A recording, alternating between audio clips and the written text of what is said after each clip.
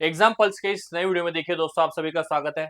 Student देखिए, आप सबका भी बोर्ड का एग्जामिनेशन तो डेफिनेटली खत्म हो चुका है, बट सबके मन में एक ही सवाल है कि सर मुझे लगता है कि फिजिक्स केमिस्ट्री या मैथ्स में से सर मेरा कोई एक सब्जेक्ट डेफिनेटली सर यहाँ पे बैक रहने की चांसेस है, यानी कि सर 35 से भी नीचे नंबर आने के सर मुझे लगता है कि चांसेस बहुत है। सर बोर्ड के पेपर्स मुझे बहुत टफ गए हैं, तो क्या सर अगर मेरा ग्रुपिंग क्लियर नहीं होगा तो क्या मैं इस साल इंजीनियरिंग के लिए एडमिशन ले पाऊंगा या नहीं ले पाऊंगा।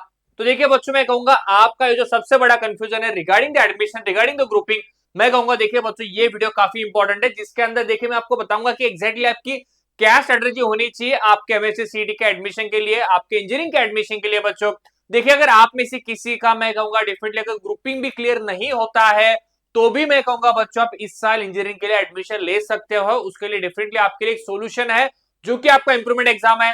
तो एक्जैक्टली कब होता है इंप्रूवमेंट एग्जाम, इसका भी मैं आपको इस वीडियो में देखिए बच्चों आपका आंसर दूंगा। ये वीडियो बहुत इंपॉर्टेंट है।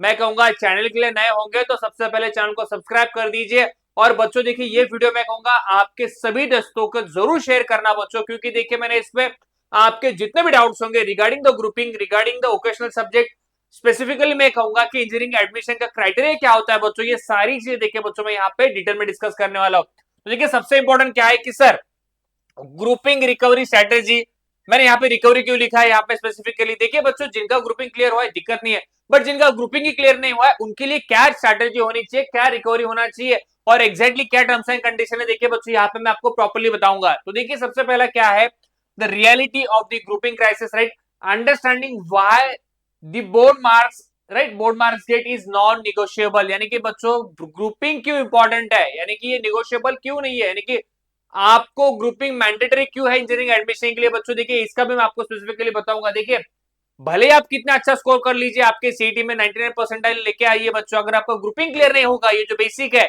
याद रखिए, इंजीनियरिंग के किसी भी कॉलेज में महाराष्ट्र के लिए मैं कहूंगा आपको एडमिशन नहीं मिलेगा सीईटी के थ्रू। देखिए बच्चों इस टेबल को मैं कहूंगा सभी लोगों ने बहुत अच्छे से समझ लेना चाहिए, याद रख लेना चाहिए। देखिए अगर आप ओपन जनरल ईडब्ल्यूएस से हो तो देखिए बच्चों आउट ऑफ 300 बोर्ड्स के मार्क में कह रहा हूं बच्चों, देखिए ये एचएससी बोर्ड के नंबर मैं कह रहा हूं, ठीक है, बोर्ड के नंबर है बच्चों, याद रखना 300 में से आपको कम से कम 135 प्लस चाहिए, राइट, यानी कि 45% आपका एग्रीगेट चाहिए, परसेंटेज थ्रेशोल्ड 45 है उससे अबव होंगे तो ग्रुपिंग क्लियर है ओपन वालों के लिए। देखिए ओबीसी एससी वीजे, देखिए बच्चों ध्यान से, एनटी एसबीसी सबके लिए कितना है 120 प्लस या 120 अबव होंगे तो सीटी के थ्रू इंजीनियरिंग के एडमिशन के लिए आप एलिजिबल हो। ये टेबल बहुत इंपॉर्टेंट है, याद रखना 40% चाहिए, ठीक है।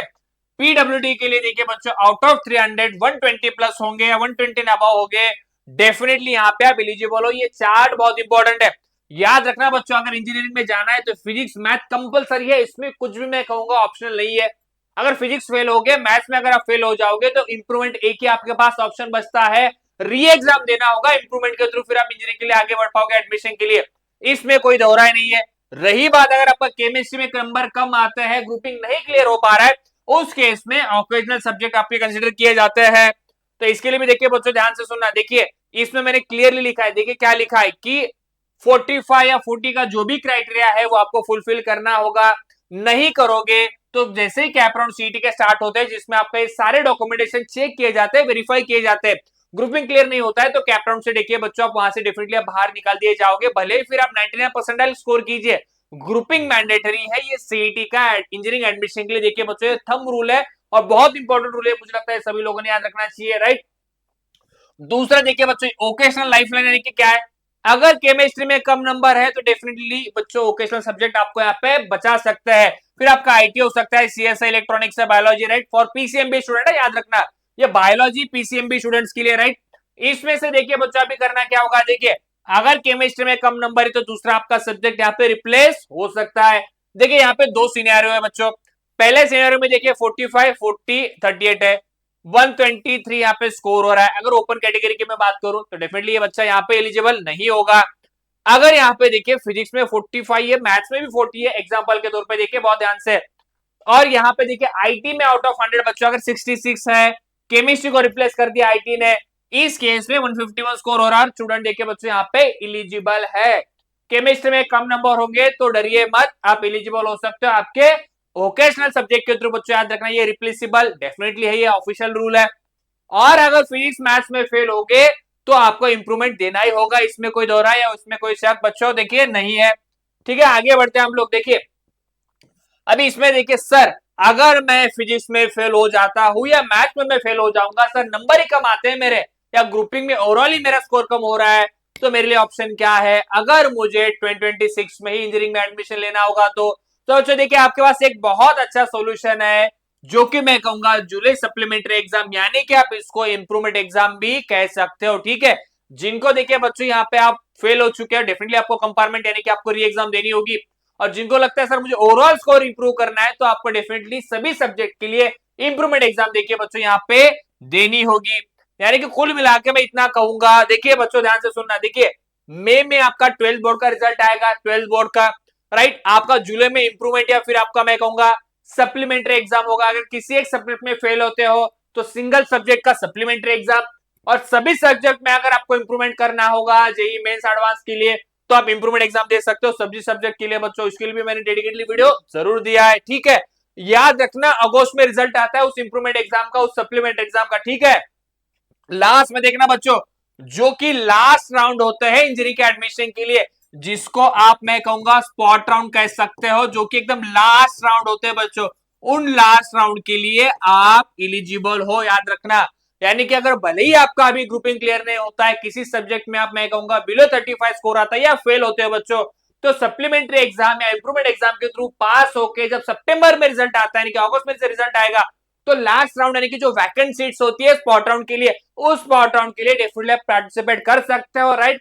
इसमें देखिए बच्चों डेफिनेटली आपको देखिए अगर अच्छा स्कोर होता है आपका सीटी में, जो भी आपका स्कोर होगा बच्चों, उस डेफिनेटली स्कोर के थ्रू आप इंजीनियरिंग के एडमिशन के लिए यहाँ पे देखिए आप पार्टिसिपेट कर सकते हो, जिसको मैं कहूंगा आपका आखिरी राउंड कहा जाता है, जिसको आप इंस्टीट्यूशन राउंड पे कह सकते हो। यानी कि स्पॉट राउंड होता है जिसमें अच्छे कॉलेजेस की अच्छी computer science, IT, right, mechanical या जो भी आपके बेस्ट ब्रांच है, डेफिनेटली बच्चों यहाँ पे सीट्स वैकेंट होती है, उन सभी सीट्स के लिए आप काउंसलिंग राउंड में यानी कि स्पॉट राउंड में देखिए बच्चों डेफिनेटली आप पार्टिसिपेट कर सकते हो।